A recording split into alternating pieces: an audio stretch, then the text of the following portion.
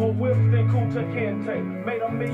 I literally can't believe he said that. Did he just say that? More whips than Kunta Kinte. Especially on this beat that sounds like Mario.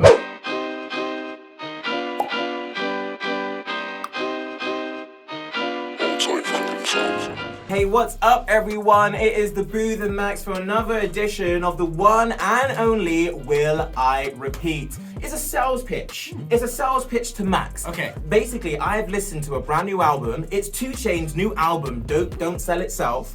And what Maxx needs to do is sit, listen, and embrace it. Because I am going to give 3 tracks to him and he needs to basically listen to my pitch and see if he likes it. I'm going in hardcore. Okay, let's do it. Are you ready? I'm excited. All right, well this one's special, this one's big. 2 Chainz, Don't Sell Itself. The first track that I am giving to you is pop music. Let's get ready to pop, let's get ready to polka dot. Here's the track.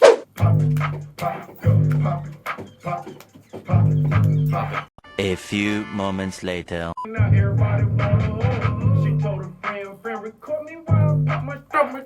Okay, we have got Pop Music by Moneybagg Yo. Okay, let me just go into the fundamentals. Okay, So the reason why I have selected this track for 2 Chainz is very simple because, for one, 2 Chainz comes out with basic rhymes, but are yet very addictive in my opinion. Okay.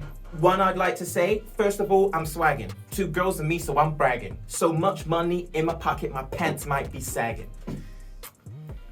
Just take that. Yeah. Take that. I'll try to take that in. Take that. Yeah. He's obviously dropped his brand new album, Dope Doesn't Sell Itself. The reason why I picked that one is because that is kind of the commercial sound that he usually goes for. A very gimmicky beat. Yeah. And then, yet he just kind of has a very semi-casual flow. And he says, maybe you could say that his bars are semi-outrageous.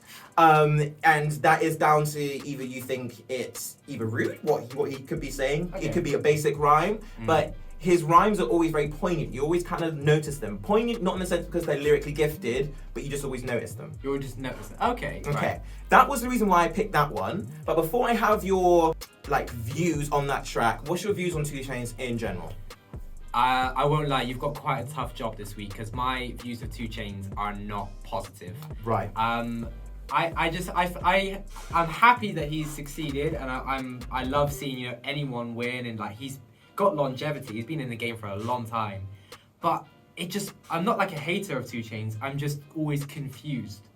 I'm always just there how is this man so famous when I took a nap in the pool pit. First of all, I never I'm liked how his swagging. shoe fit. 2 girls and me, so I'm bragging. That's proven my point, if anything. It's just I understand, not necessarily putting too much thought or rhyme or reason into your bar. It's just sort of riding the vibe. But even this song, the chorus of it is catchy and stuff, but he's in it for 16 bars. He doesn't even sound like he was recording properly. It sounds like he's far away from the mic. He's a little bit shy about rapping his words. Oh.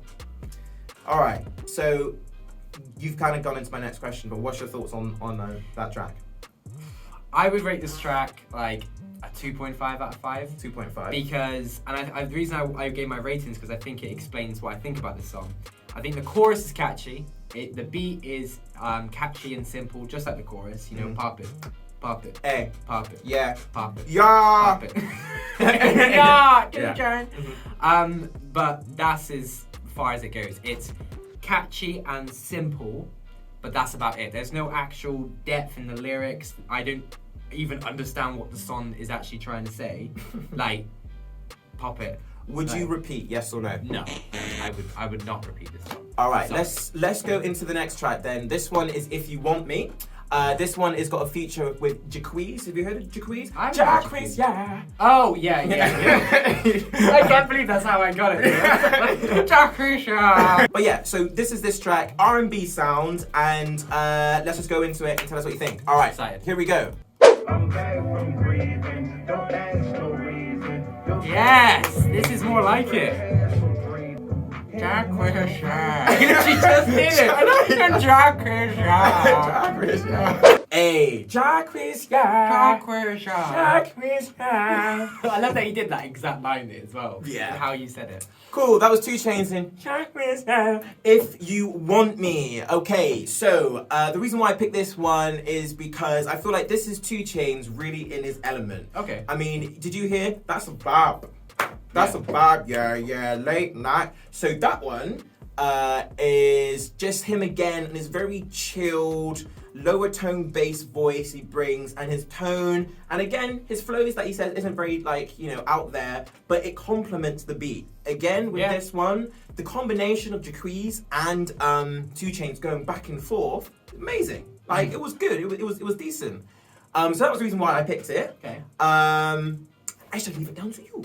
I mean, honestly, I am so impressed and surprised by that song. I've never been that caught off guard by a 2 Chainz song, and it makes me think that maybe I've judged him too harshly. I've only heard his big sort of hits and features, and maybe that's where he has a style that's less lyrical. But the song had a point. The song had a thing that he followed the entire way. His flow suited the beat so well. I like that he kind of sung, kind of rapped. He rapped really quickly at one point, in almost a triplet flow. Really great lyrical content. I can get crazy if you want me to. I might not be able to personally relate to that, but I'm hearing a subject from 2 Chainz, and it's exciting me. Is this what he's normally like, and I just haven't heard it, or is this a rare thing for 2 Chainz? I mean, have you heard that song Stripper? Yeah, I love them strippers. Okay, so this is rare for 2 Chainz. But honestly, that song got me excited, and it makes me already kind of want to look into the rest of the album. I would give that a 3.5. Cool. And would you repeat this song? Yes. How do I put this? If an artist that I normally made this, I'd be it isn't great. But because I'm so surprised that 2 Chainz made a song like this, I want to hear it again. I want to hear more of this from 2 Chainz. Does that make sense? Yes. So will I repeat? Yeah. Cool. A topic point I want to quickly go with this album is that 2 Chainz has 3 singles on it, or 3 solo tracks all to himself, and then the rest, how many tracks is on it? It's a 12-track album, and all of the other ones have features on them. Now, do you know why 2 Chainz do that personally? Do you think you have a reason why he did that? I think I know why 2 Chainz done it. And I think that might be because he's been in the game a long time. He doesn't really tend to rap about anything anyway. So he's just probably right, this great producer sent me this beat, I'm just gonna rap 16 on it. Manager, yeah, you get that singer, this rapper, that other rapper, then 3 go on it and they finish the song. That Poppet song, he was in it for 1 16-bar verse, and the guy did the hook 3 times and his own verse. That was that other guy's song, it wasn't 2 Chainz' song. Yeah. So I think that's the reason. But in general, I don't normally have such a problem with too many features. Yeah, I know. I think it's great. At the end of the day, it's music, it's art, and this is what this person is trying to do under their album. So they can have as many as they want. But the first hip hop album I ever heard all the way through was Dr. Dre The Chronic. And Dr. Dre always has so many features. So if anything, I find it weird when I look at albums and they've only got 2. Yeah. I'm always what? I feel with 2 Chainz though, on his album, he's made it really poignant and obvious that he's got X amount of features. It's brackets featuring this person, that person, that person. I didn't make this. It's kind of oh yeah, this is why it's great, because you're gonna hear Sway Lee, you're gonna hear Lil Durk, you're gonna hear Lil Baby, all these other big names. Maybe it's him trying to stay relevant in the market, because he has been, in the rap industry for a long time. Yeah, very true. Let's go on to our next one then. This one is 2 Chainz 10 Bracelets. This one is another feature as well. Young Boy Never Go Broke Again. Such a long name, such a long title. Let's see if this one is a head bop as well. Yeah, I literally can't believe he said that. Did he just say that? More whips than Kunta Kinte. Especially on this beat that sounds like Mario.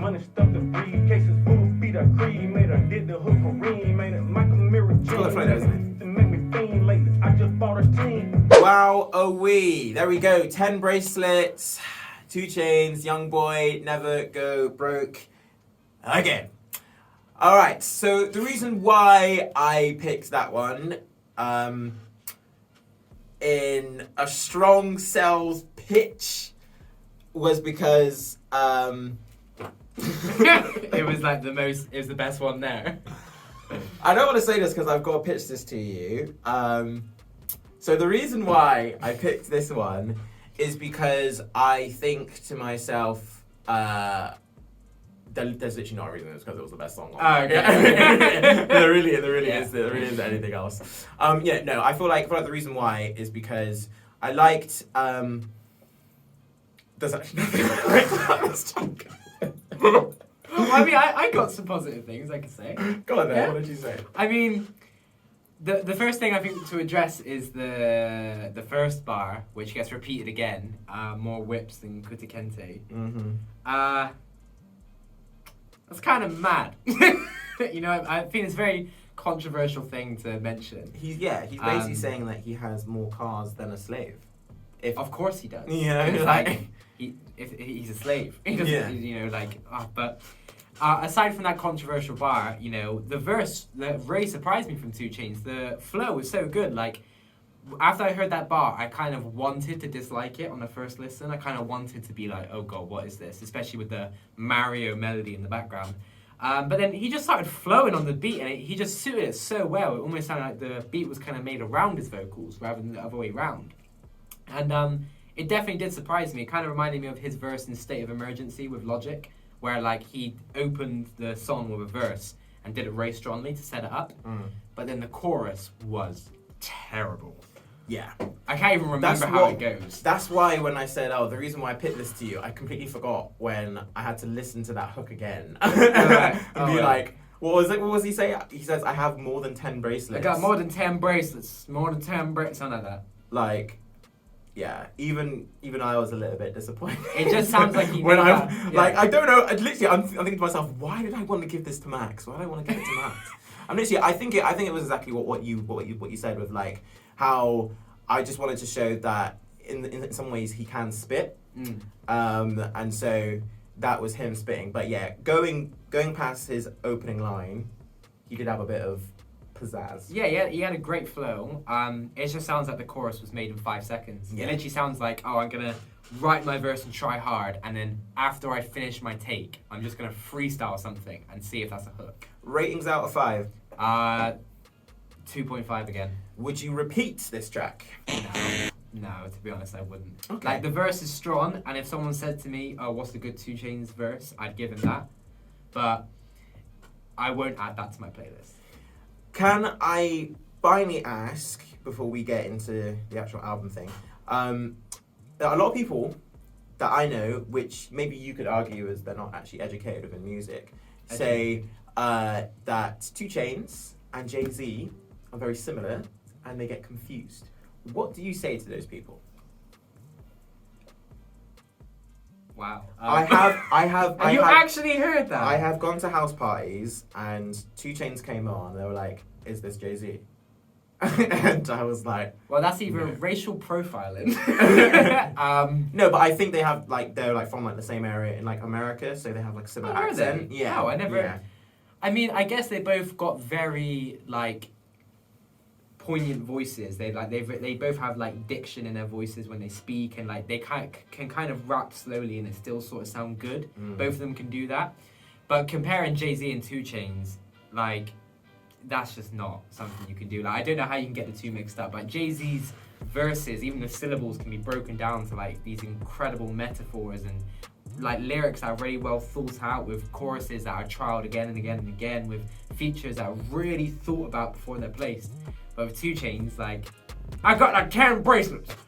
I took a nap in the pulpit. I never like how a shoe fit. He doesn't like it when shoes fit. Yeah. Everyone gets annoyed at that. When I go into a JD and they only have my size, I'm like, what? I wanted a 3 sizes smaller. Well, the reason why I picked this album was because I really wanted to convince you that 2 Chainz is decent. And yes.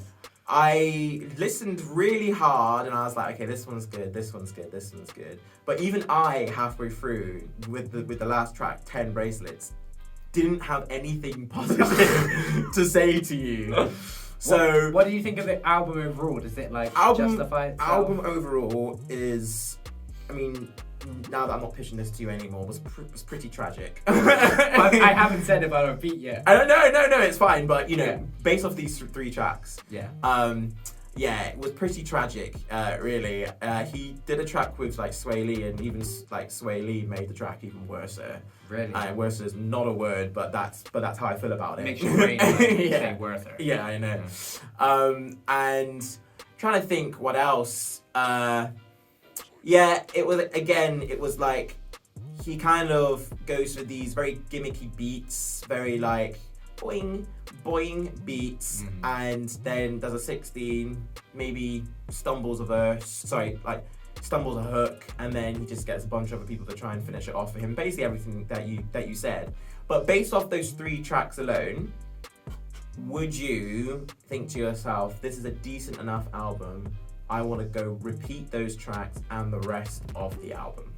No, I wouldn't. Why? If I'm honest, because before you even said that's what the whole album was like, I could tell that was. Like, you can tell from the type of artist 2 Chainz is that albums don't mean for him a body of work. They just mean, how can I make 15 to 16 hits and just get as many features as possible to make some money? I'd like to say that the one track, let me have a quick look.